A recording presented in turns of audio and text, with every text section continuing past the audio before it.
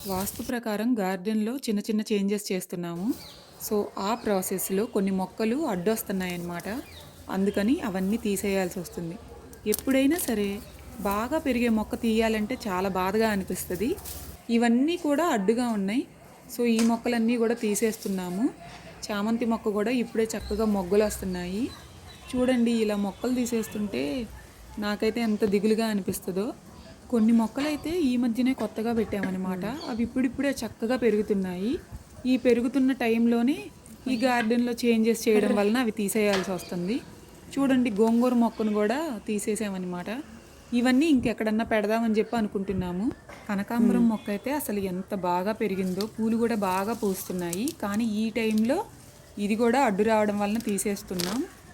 చూడండి అసలు ఎంత బాగా వేర్లొచ్చాయో. ఇలా తీసేస్తుంటే నిజంగా ఏంటోలా అనిపిస్తుంది.